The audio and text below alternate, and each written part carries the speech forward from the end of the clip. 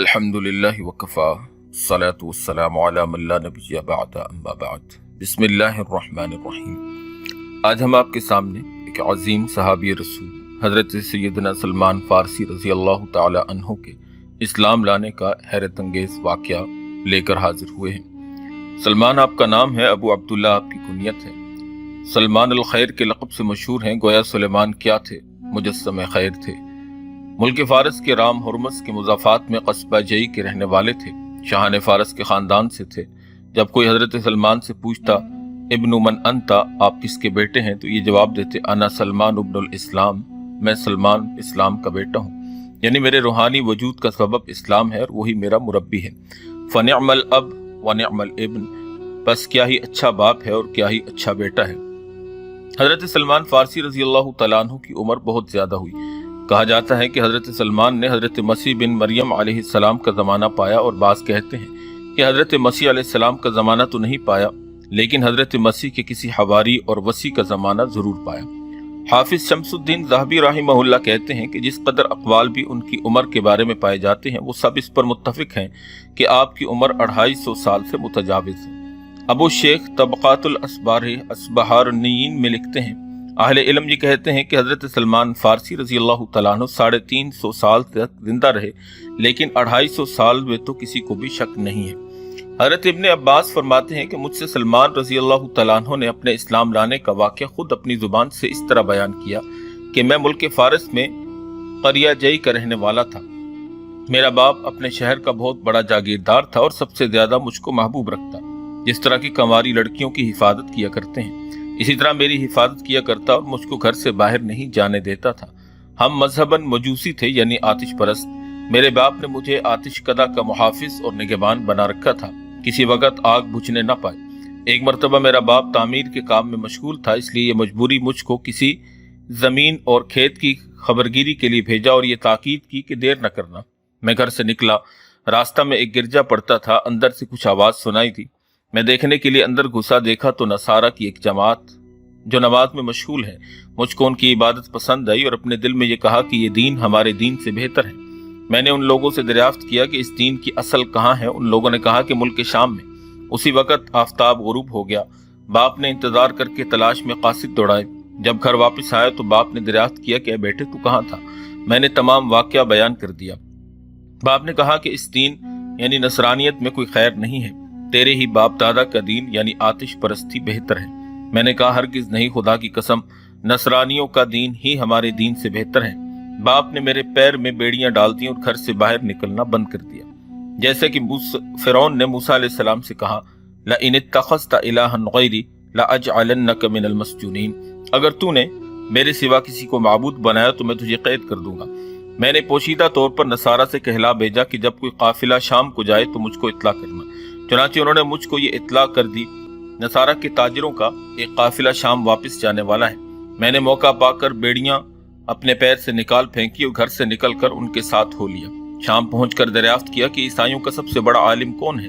لوگوں نے ایک پادری کا نام بتلایا۔ میں اس کے پاس پہنچا اور اسے اپنا تمام واقعہ بیان کیا اور یہ کہا کہ میں آپ کی خدمت میں رہ کر آپ کا دین سیکھنا چاہتا ہوں۔ مجھ کو آپ کا دین پسند ہے، آپ اجازت دیں تو آپ کی خدمت میں رہ کر پڑھوں اور دین کو سیکھوں اور آپ کے ساتھ عبادت کیا کروں۔ اس نے کہا کہ بہتر ہے، لیکن چند روز کے بعد تجربہ ہوا کہ وہ اچھا آدمی نہیں تھا، بڑا ہی حریص اور طامع تھا، دوسروں کو صدقات اور خیرات کا حکم دیتا اور جب لوگ روپیہ لے کر آتے تو جمع کر کے رکھ لیتا اور فقراء اور مساکین کو نہ دیتا۔ اسی طرح اس نے اشرفیوں کے ساتھ مٹکے جمع کر لیے۔ جب وہ مر گیا اور لوگ حسن عقیدت کے ساتھ اس کی تجہیز و تکفین کے لیے جمع ہوئے تو میں نے لوگوں سے اس کا حال بیان کیا اور وہ 7 مٹکے دکھلائے۔ لوگوں نے یہ دیکھ کر کہا کہ خدا کی قسم، ہم ایسے شخص کو ہرگز دفن نہ کریں گے۔ بالآخر اس پادری کو سولی پر لٹکا کر سنسار کر دیا اور اس کی جگہ کسی اور عالم کو بٹھا دیا۔ حضرت سلمان رضی اللہ تعالیٰ عنہ فرماتے ہیں کہ میں نے اس سے زائد کسی کو عالم اور اس سے بڑھ کر کسی کو عابد اور دنیا سے بے تعلق اور آخرت کا شائق اور طلبگار اور عبادت گزار نہیں دیکھا، اور جس قدر مجھ کو اس عالم سے محبت ہوئی اس سے بیشتر کسی سے بھی اس قدر محبت نہیں ہوئی۔ میں برابر اس عالم کی خدمت میں رہا۔ جب ان کا آخر وقت آ گیا تو میں نے عرض کیا کہ آپ مجھے کوئی وصیت کیجیے اور بتلائے کہ آپ کے بعد کس کی خدمت میں جا کر رہوں۔ کہا کہ موصل میں ایک عالم ہے، تم اس کے پاس چلے جانا۔ چنانچہ میں ان کے پاس گیا اور ان کے بعد ان کی وصیت کے مطابق نصیبین میں ایک عالم کے پاس جا کر رہا، اور ان کی وفات کے بعد ان کی وصیت کے مطابق شہر عموریہ میں ایک عالم کے پاس رہا۔ جب ان کا بھی انتقال ہونے لگا تو میں نے کہا کہ میں فلاں فلاں عالم کے پاس رہا، اب آپ بتلائیں کہ میں کہاں جاؤں؟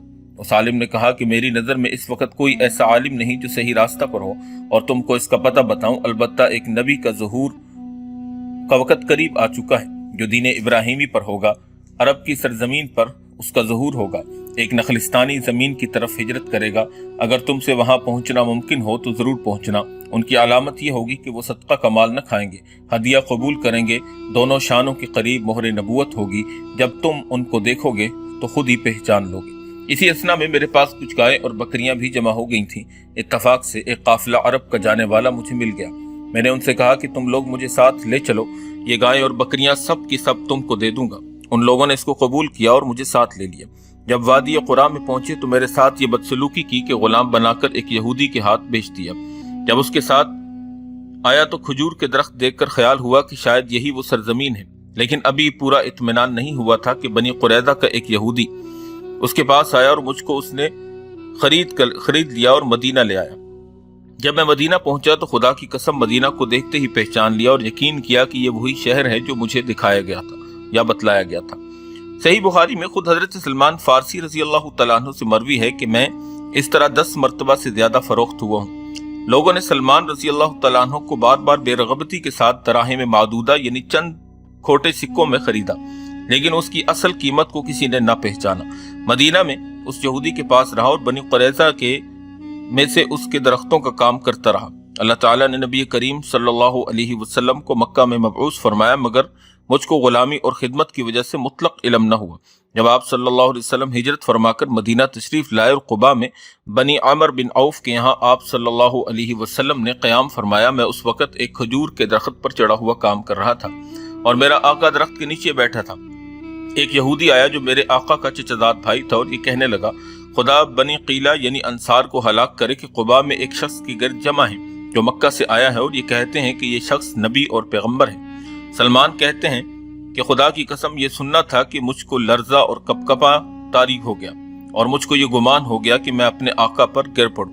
وہ دونوں یہودی ان کو اسی حالت میں کیفیت میں دیکھ کر سخت متعجب ہوئے اور سلمان رضی اللہ تعالیٰ عنہ زبان حال سے گویا کہ یوں کہہ رہے تھے، اے میرے دوست، خدا کی قسم میں اب تم میں سے نہیں رہا جب کہ مجھ کو دیار لیلا کو کوئی پہاڑ نظر آ گیا۔ بہرحال دل کو تھام کر درخت سے اترا اور اس آنے والے یہودی سے پوچھنے لگا، بتاؤ تو صحیح تم کیا بیان کر رہے ہو؟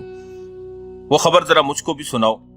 یہ دیکھ کر میرے آقا کو غصہ آیا اور زور سے ایک تمانچہ میرے رسید کیا اور کہا، تجھ کو اس سے کیا مطلب؟ تو اپنا کام کر۔ جب شام ہوئی اور کام سے فراغت ہوئی تو جو کچھ میرے پاس جمع تھا وہ ساتھ لیا اور آپ صلی اللہ علیہ وسلم کی خدمت میں حاضر ہوا۔ صلی اللہ علیہ وسلم اس وقت قباء میں تشریف فرما تھے۔ میں نے عرض کیا کہ مجھ کو معلوم ہوا ہے کہ آپ صلی اللہ علیہ وسلم کے اور آپ کے رفقا کے پاس کچھ نہیں ہے، آپ سب حضرات صاحب حاجت ہیں، اس لیے میں آپ کے لیے اور آپ کے رفقا کے لیے صدقہ پیش کرنا چاہتا ہوں۔ آپ صلی اللہ علیہ وسلم نے اپنی ذات مطہرہ کے لیے صدقہ قبول کرنے سے انکار کر دیا اور فرمایا کہ میں صدقہ نہیں کھاتا اور صحابہ کو اجازت دی کہ تم لے لو۔ حضرت سلمان کہتے ہیں کہ میں نے اپنے دل سے کہا، خدا کی قسم یہ ان 3 علامتوں میں سے ایک ہے۔ میں واپس ہو گیا اور پھر کچھ جمع کرنا شروع کر دیا۔ پھر آپ مدینہ تشریف لائے تو میں پھر حاضر ہوا اور عرض کیا کہ میرا دل چاہتا ہے کہ آپ کی خدمت میں کچھ پیش کروں۔ صدقہ تو آپ قبول نہیں کرتے، یہ ہدیہ لے کر حاضر ہوا۔ آپ نے قبول فرما لیا اور خود بھی اس میں سے کھایا اور صحابہ کرام رضی اللہ تعالی عنہم کو بھی کھلایا۔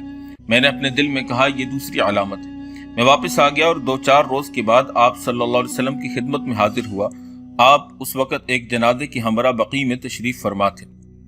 صحابہ کرام کی ایک جماعت بھی آپ کے ہمراہ تھی۔ آپ صلی اللہ علیہ وسلم درمیان میں تشریف فرما تھے۔ میں نے سلام کیا اور سامنے سے اٹھ کر پیچھے آ بیٹھا کہ مہر نبوت کو دیکھ سکوں۔ آپ صلی اللہ علیہ وسلم سمجھ گئے اور پشت مبارک سے چادر اٹھا دی۔ میں دیکھتے ہی پہچان لیا اور اٹھ کر مہر نبوت کو بوسہ دیا اور رو پڑا۔ آپ صلی اللہ علیہ وسلم نے ارشاد فرمایا، سامنے آؤ۔ میں سامنے آیا اور جس طرح اے ابن عباس میں نے اپنا یہ واقعہ بیان کیا، اسی طرح میں نے تفصیل کے ساتھ یہ تمام واقعہ اللہ کے نبی کے سامنے آپ کے صحابہ کی مجلس میں بیان کیا، اور اسی وقت مشرف با اسلام ہوا۔ آپ صلی اللہ علیہ وسلم بہت خوش ہوئے، اس کے بعد اپنے آقا کی خدمت میں مشغول ہو گیا، اسی وجہ سے غزوہ بدر اور غزوہ احد میں شریک نہ ہو سکا۔ آپ نے ارشاد فرمایا، اے سلمان اپنے آقا سے خطابت کر لو۔ سلمان رضی اللہ تعالیٰ عنہ نے اپنے آقا سے کہا، آقا نے یہ جواب دیا کہ تم 40 اوقیہ سونا ادا کرو اور 300 درخت کھجور کے لگا دو، جب وہ برآور ہو جائیں گے تو تم آزاد ہو۔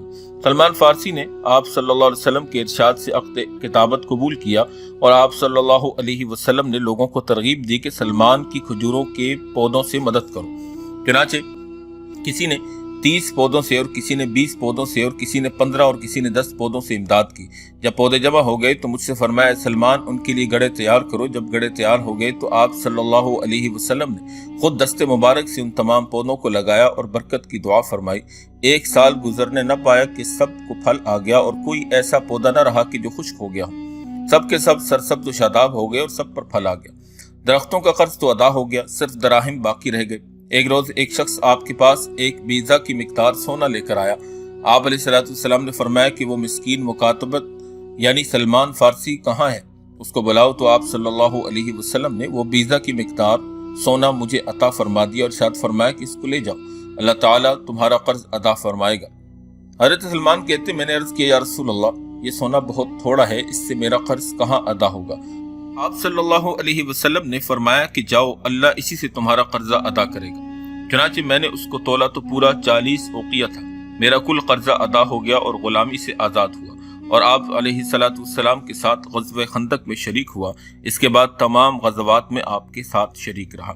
یہ تمام واقعہ سیرت ابن ہشام کے اندر بھی منقول ہے تفصیل کے ساتھ، اس کے علاوہ بخاری اور دیگر حدیث کی کتابوں کے اندر بھی مذکور ہے۔ حافظ ابن قیم رحمہ اللہ فرماتے ہیں کہ سلمان کا اگر نام پوچھو تو عبداللہ ہے، نسبت پوچھو تو ابن الاسلام یعنی اسلام کا بیٹا ہے، سرمایہ اور دولت پوچھو تو فقر ہے، دکان ان کی مسجد ہے، کمائی ان کا صبر ہے، لباس ان کا تقوی ہے، اور تقیہ ان کا بیداری ہے۔ ان کا خاص اعزاز حضور اکرم صلی اللہ علیہ وسلم کا سلمان منا اہل البیت، سلمان ہمارے گھرانے کا ایک فرد ہے، یہ فرمانا ہے۔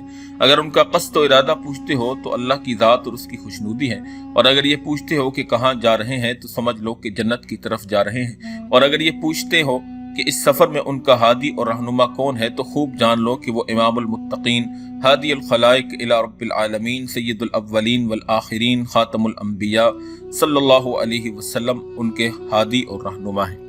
یہ حضرت سلمان فارسی کا واقعہ بہت ہی خوبصورت اور ایمان افروز واقعہ ہے کہ ہمارے اکابر اسلاف نے، اصحاب رسول نے طلب حق کے لیے، ہدایت کے حصول کے لیے اور سیدھے راستے پر چلنے کے لیے کس قدر مشقتیں اور کس قدر تکلیفیں اٹھائی۔ اللہ تعالیٰ جل شانہ جمیع اصحاب اور اصحاب رسول، آل رسول سے ہمیں عقیدت اور محبت کا تعلق رکھنے کی توفیق عطا فرمائے، اور ان لوگوں جیسی تقوی اور طہارت والی زندگی گزارنے کی توفیق عطا فرمائے۔ وآخر دعوانا ان الحمد للہ رب العالمین۔